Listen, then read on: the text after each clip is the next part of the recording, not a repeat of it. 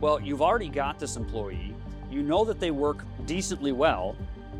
If you hire another person to take on work, you never know what you're going to get when you hire from the outside, because that's always a kind of a gamble. But if you've got somebody good and I'm going to hire somebody else anyways, I'd rather just pay you double if you can produce that quality work for them. What are those CEO things that I should be doing so that I can focus on them, knowing that if I focus, a lot of the others will naturally go to my team? That's, I think, another common element that I see with CEOs is, well, I can do it. I can do it so much faster. Let me just do it. Yeah, but if you're always doing it, then the person you hire to do it is never going to get as good as you. That's also another question. But there are some CEOs and business owners who don't want their employees to be as good as them. Believe it or not. Hi, and welcome to the 91 Day AI Transformation Podcast. I'm your host, Jonathan Mast, and I'm really excited today to have with me a longtime friend and peer and coach, Todd Hendricks. Todd, you and I met, goodness, it must have been, was it a decade ago now? A decade ago, yes. Wow, I know it's been, it seems like it's been a day or two, but also like it's been forever. And Todd and I have got to know each other, and Todd, in full disclosure, has become my go-to coach for everything mindset related. Todd's a leadership coach. He'll tell you a little bit about what all he does in a moment, but Todd for me has been just an amazing coach to help me get my mind in the right spot. As you know, all of us, no matter how good things are going or how bad things are going, sometimes that mind starts playing tricks on us and things get a little muddy. And Todd has been a great resource, and I wanted to bring him on today on the podcast to chat a little bit about leadership, about mindset, about all those things.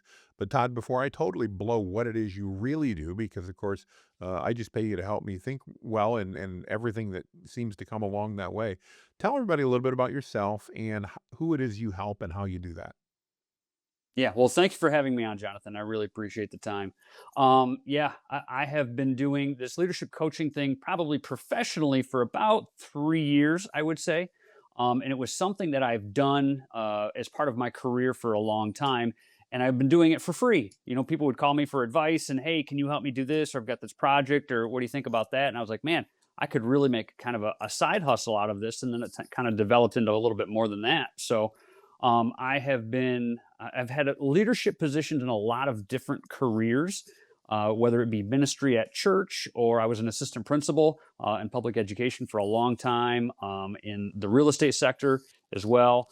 And so it just kind of comes naturally to give people advice, teach people, and then also all of the different industries I've been involved in have given me insights in how to deal with people. And I think that's the crux of what I really do well is I do people really well. So when you're having a management issue and you're not sure how to address this issue with your direct reports, I can help you with that.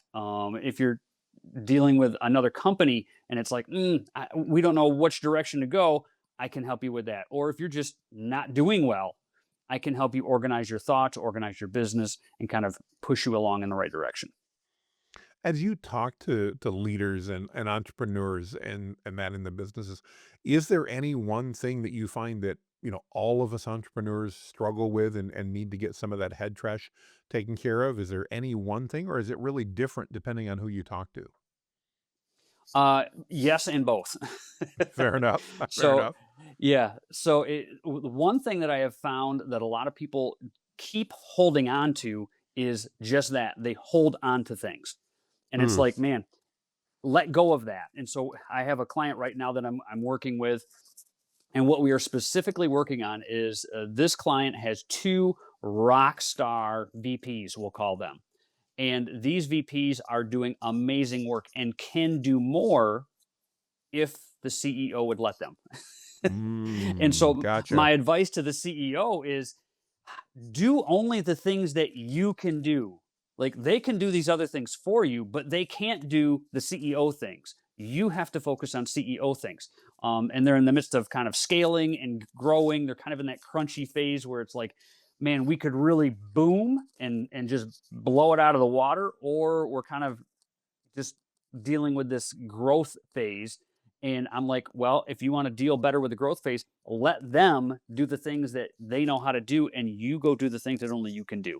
So I think that would be the commonality, is letting go of the things that don't have to be done by you.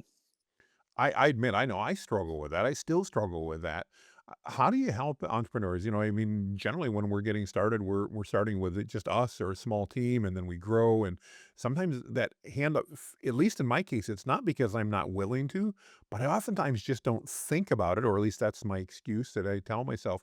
Mm. How do you help entrepreneurs figure out how to better delegate? Because let's face it, for most of us who are in that leadership role, we have people around us that can probably do the job as well or better than us in most cases if we just let them do so. How do you get us to give up the reins, so to speak, and to do that? Man, I was talking with my brother-in-law about this exact thing, and he was senior management for Twitter before Twitter kind of did their whole restructuring, we'll call it. Hmm. Hmm. And he gave a great example, and he said when you hire the Rolling Stones to sing a concert for you or do a show, you don't have somebody besides Mick Jagger sing. Like you Mm. want Mick Jagger singing because he's the one who does that. So when you hire a rock star, they're probably going to be better than you at whatever that you hired them to do. Let them shine. And that's one of the things that I've noticed that CEOs and entrepreneurs do is like they've started the business from the ground up, so they know how to do everything. Fantastic, good for you. Like as it should be. But there are certain things that you hire people, let them do those things because you have, again, we just talked about this. You can only do what the CEO can do. So do the CEO things and let the other things go. How does one define that? So I'm a CEO. I'm that classic founder. I've got lots of things going on. You're right. I know how to do most everything, but yet I also know it's not productive for me to do everything. That's why I've got a Hmm. team. How do I best define what those CEO things are? Because sometimes I think we get so busy in the day to day and stuff. At least I know I do, Todd. Maybe I'm unique there, but I get so busy in the day to day. I don't necessarily think strategically about, well, what are those CEO things that I should be doing so that I can focus on them, knowing that if I focus, a lot of the others will naturally go to my team. Yeah. Well, then I'm going to ask you the hard questions, and that's one of the things that I always do with a smile. But I will always ask you the hard questions, like, "Hey, should you be doing this right now?" Because like Johnny over there was doing it last week and he was doing a pretty good job of it, but yet you stepped in.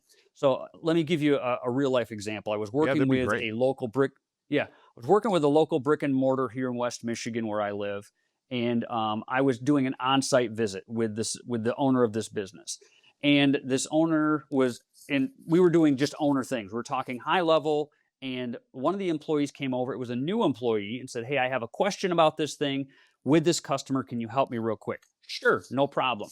So the owner answered the question and then proceeded to basically take the customer from the new employee and spend 15 minutes explaining everything else. And I just let it happen. So when they were done, they came back and said, "Okay, sorry about that. I just had to explain that thing." And I said, "Did you?" And they were like, "What do you Mm. mean, did I?" And I said, "The question was A, but then you gave B, C, D, and F. And that employee already knows B, C, D, E, and F. All they needed was A.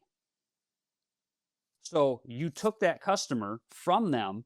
You did direct report work when you should have been doing CEO work, and they only needed that one piece of the puzzle. And then they had the rest of the puzzle, but you took that from them. And now you've lost that 15 minutes of time where you and I could have been in the back working on that project that we were talking about. And so you've lost that time. So you have to know when to stop and say, okay, I'm not going to go any further. And I think another common element that I see with CEOs is, well, I can do it. I can do it so much faster. Let me just do it. Yeah, but if you're always doing it, then the person you hire to do it is never going to get as good as you. Mm. That's Mm. also another question.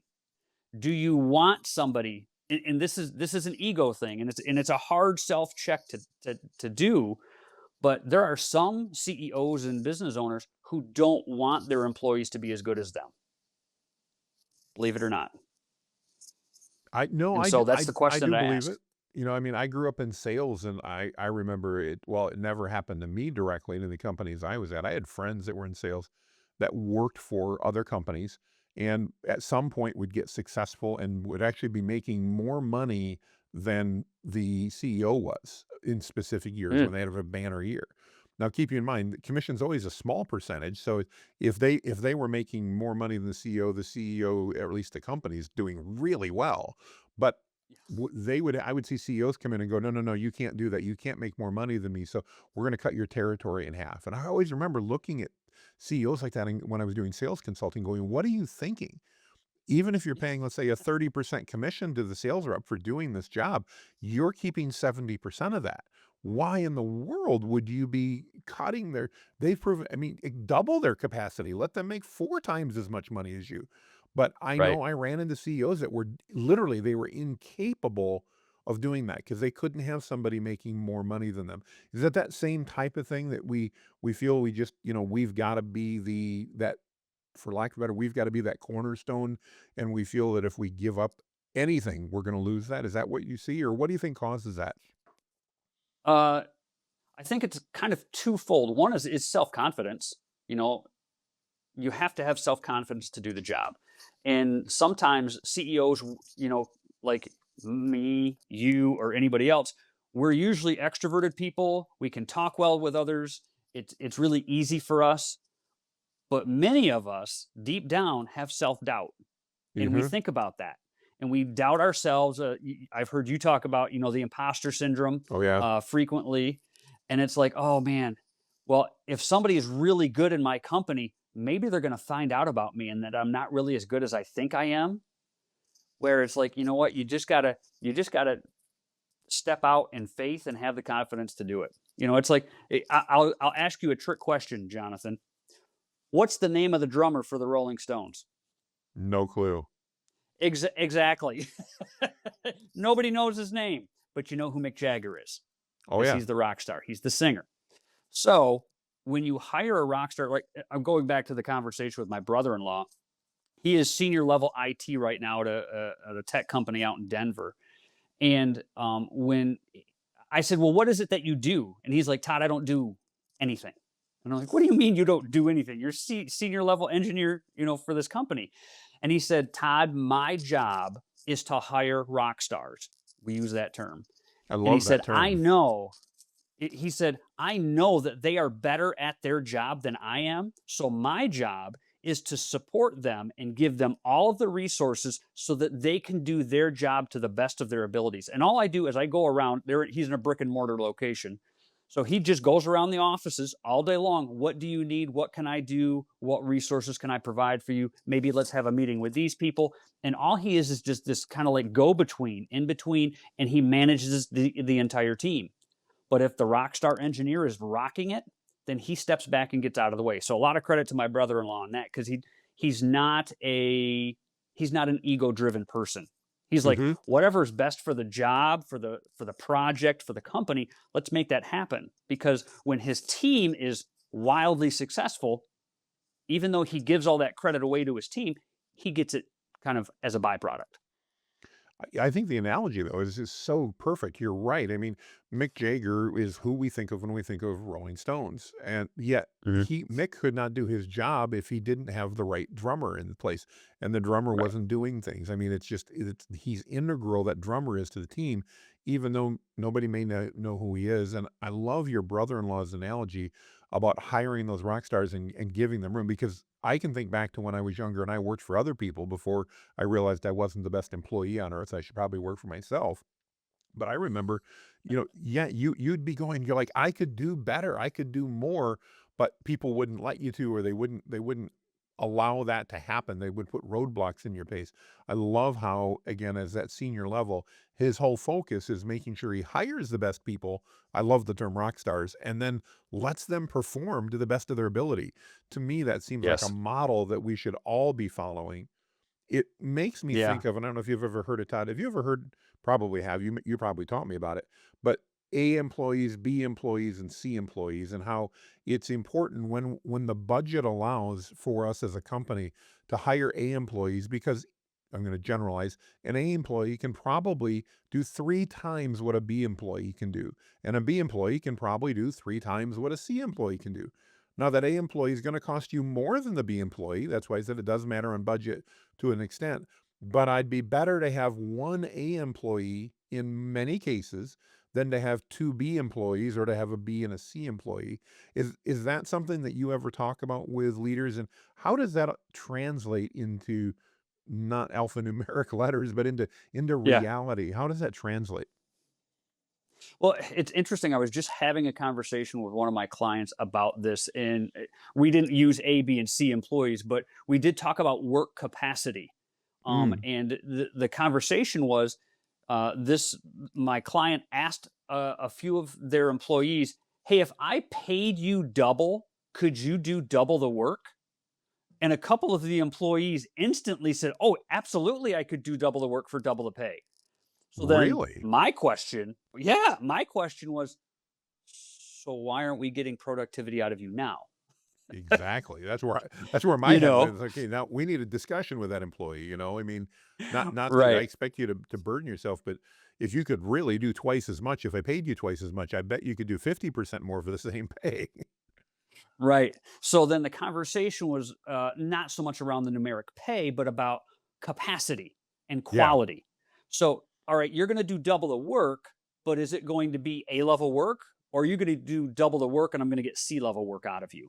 Mm, So mm. let's have that conversation. And the CEO is in seriously considering paying people double if they can produce double, but it has to be a high standard of double the work. It can't just be garbage work.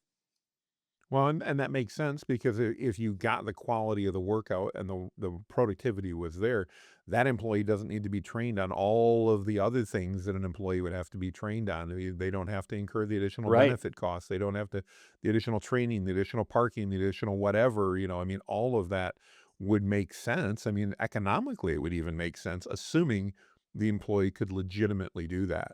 Very interesting. I love that. Yeah. And So, and that was part of the conversation that we had was, well, you've already got this employee. You know that they work decently well.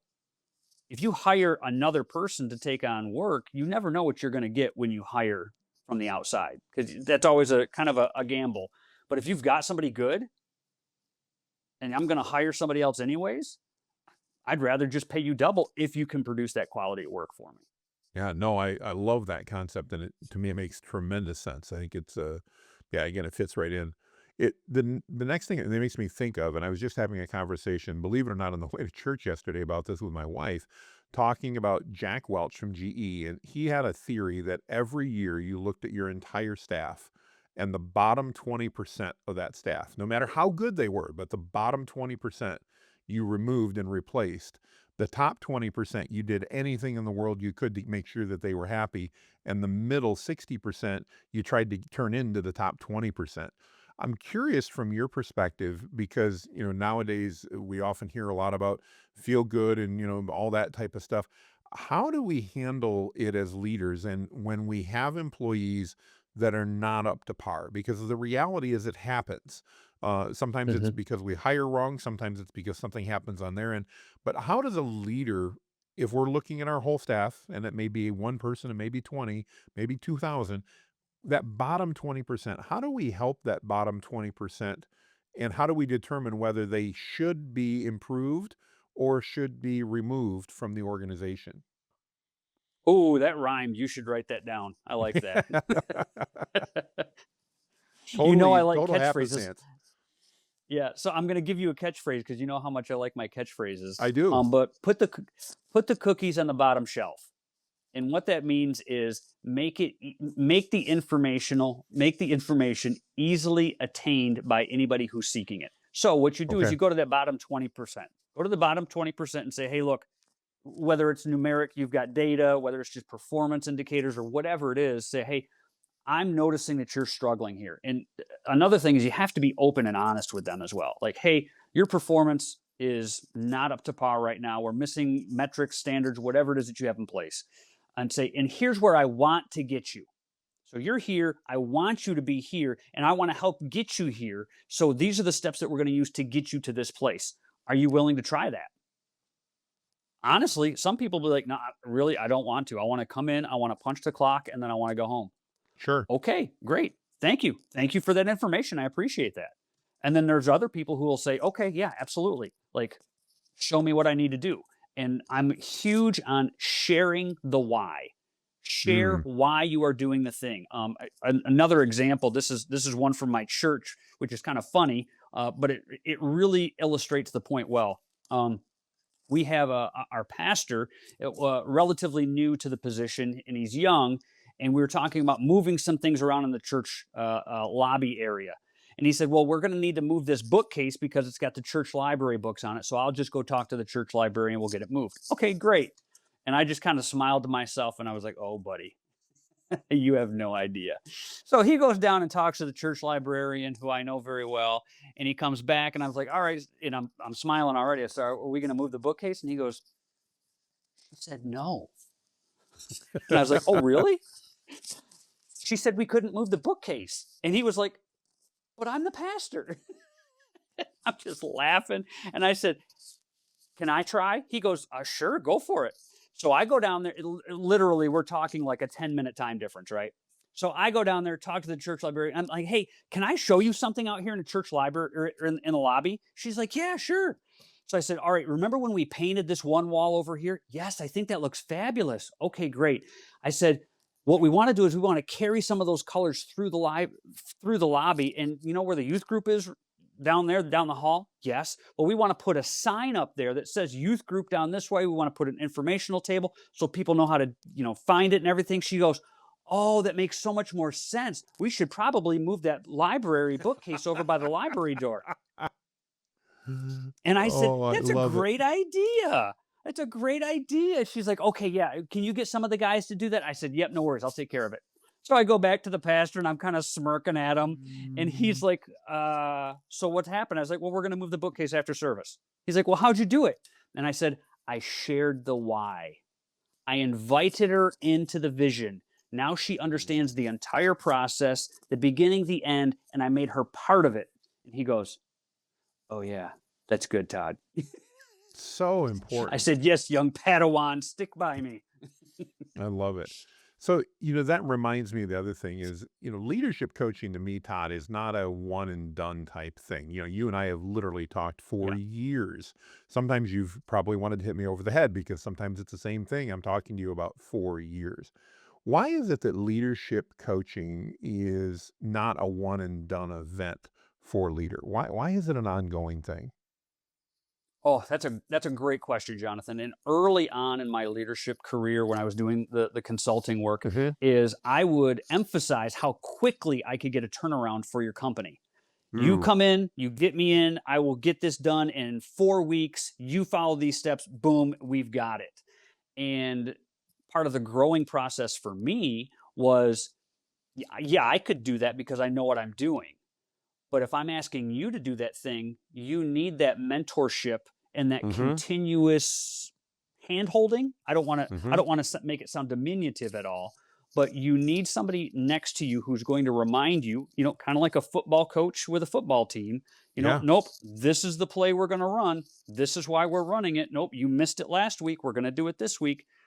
Just to keep things in line and going along. So it really is a mentorship process, and just somebody to remind you. I mean, think about all of the different things that we have people coaching us in, like fitness coaches. Like like you and I, people who don't know us personally, you're a very tall man, built like a football player, and I'm a short fella.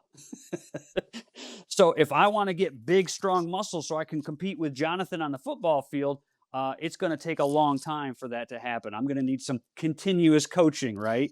And just like that with business, with leadership, um, people have mindsets. You started Mhm. off talking about mindsets, and people have mindsets about things. And you can't change a mindset in a day or a week or Mm. sometimes even a month. So, like Sure. one of my clients I've had since April of last year, and it's just going really well. And that client has said, "Todd, I have seen increases in productivity, in the mindset of the people." One of the things we can probably talk about this a little bit as well is I ran a training program for their management staff. So all of their management staff spent 12 weeks with me talking about leadership, managing other people, how to talk to people.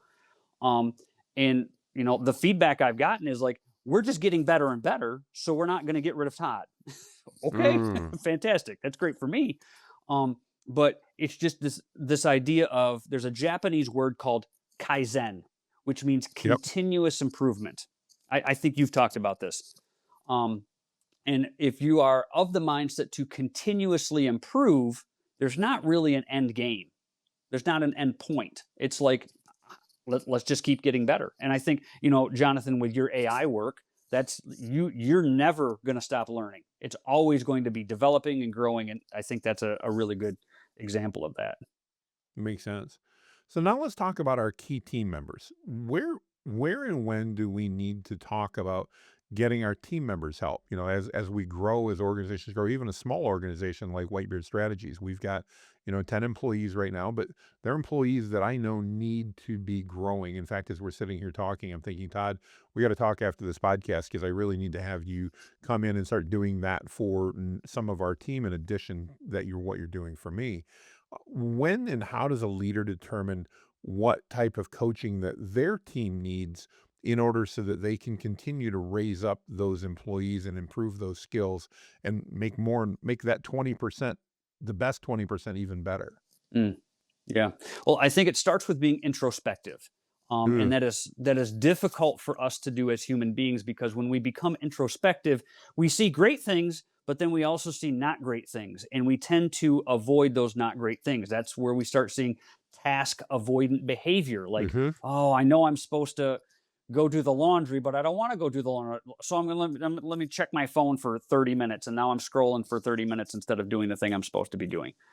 So being introspective is one of the key parts of that, and looking at yourself. Now, I would say a lot of CEOs don't necessarily need executive level coaching.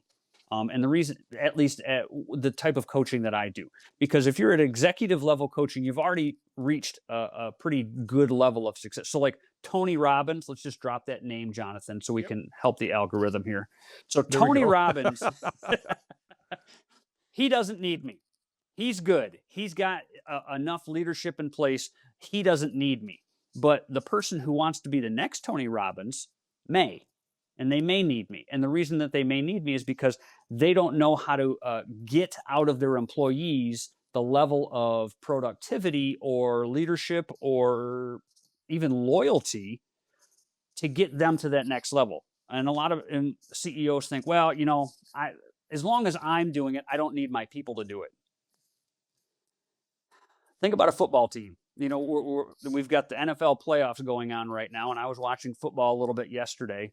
And you think about the different people on the football team. You've got the really big guys who are on the line, who are 300 plus pounds.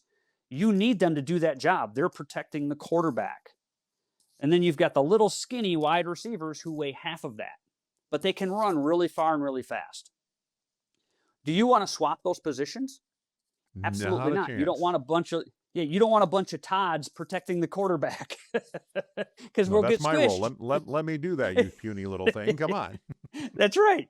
Jonathan to pick me up and throw me somewhere. But Yeah, but then don't again, ask me to Jonathan, run to if the end zone because I may not have the ability to do that. right. Exactly. So, putting people in place who can, again, going back to the rock star analogy, find the people who can do the things and then support them and make them as good as you can. So, going back to that bottom 20%, can we raise up that bottom 20%? Sure. Also, honest conversation, do we need people to sweep the floors? Yes. Is that all we need them to do? Yes. So if they're doing that job, do I want them to be better? If they need to be, sure. But I don't need them to be better at that job. Sometimes that's all I need them to do. And that's okay. Gotcha. Yeah. But have that honest conversation about that. No, I like that. You're right. Because like you said, if they're already doing a great job doing the floor and that's what they're good at and they're not looking to improve, that's fine. But if you've got somebody that's sweeping the floors that wants to do better, or you want to move them into another role or grow, then maybe getting them that training while they're sweeping the floors so they can move into that other role might make sense. Yeah. Yeah. And you have to be careful. You don't want to over promote. And I've seen that happen before where, you've Guilty got as a person charged. who's sweeping the floor and they're doing a fantastic job. And man, well, maybe we should put them in charge of a couple other floor sweepers, or, I'm just using that Yep. phrase. Yeah. Um, and Okay, they're doing such a great job. I'm sure they would manage other people well. And then it fails miserably because you over promoted them. So that's something that leaders and business owners have to be introspective of themselves, but they also have to have good conversations with their people as well. And so that's where sometimes I can come in and have those conversations. I just completed a training program for one of my clients where they asked me to train their mid-level managers. So I put them through a 12-week training program on Zoom, and we talked about things. And as we're going through this training program, I'm talking and having conversations with the CEO as well. Like, hey, I see some really good things out of Sally or Jim. They're really rising to the top in the responses that they're giving. They're really putting forth their best effort. But Jim and Sue over here, they really feel like they don't want to be here. They're not giving good effort. I'm not getting good responses out of them. And it's like, wow, we thought Jim would be really good, and he just really isn't showing that he wants that. And so then let's have a conversation about that. And so we did, and I asked this one person in particular, hey, what do you think about management? And they were like, well, I know I'm good at what I do, but I like punching a clock and I like not having to think about things that management has to think about. So I don't think I would ever pursue a manager position. Hmm. Great, And that's fair. okay Thank because you. we can't we can't. Yeah, It's like entrepreneurs. We can't all be entrepreneurs, or they wouldn't have anybody to do the work, or to do the right, work for us. So yeah, totally get that.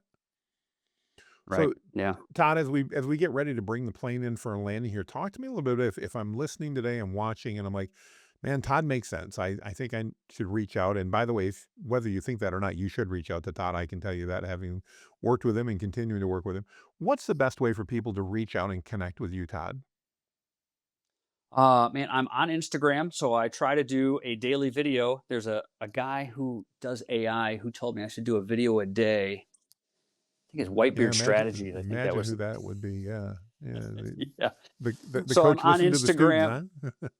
Oh yeah, oh yeah. Well, everybody should know that you're my technology coach. So you can reach out to me on Instagram. I also have a YouTube channel that I upload my videos there as well. I'm on Facebook. You can reach me on Facebook. And then I don't know if you have the ability to put my email out there, Yeah, but I have we an can put email it on the. address as Yep. well. Sure. Okay. Awesome. Sounds good. Well, I want to encourage you, if you're even wondering about how to improve, anytime we want to grow, personally, a business, whatever, it requires both our personal growth and our business growth to go along with that. And our businesses aren't going to grow if we don't grow as individuals. And Todd does a great job, whether it's for you or any others. Todd, any parting words of wisdom as we get things bringing in for a landing here? Any parting words of wisdom for those of us that are listening in today? Yes, I'll give you a free piece of advice. Always share the why. Whatever you're doing, share the why with your people so they have an understanding of, man, okay, this is why we're doing this thing. This is why we're implementing this new process. This is why we have this procedure. Because a lot of people will do the work and they're like, I don't even know why I'm doing this. And so they'll do it, but you get garbage work. If Mm, they understand why they're doing the work, maybe they don't agree with it, but at least they understand it, they'll respect it, and you'll usually get better quality work out of them. So always share the why. love it. Love it.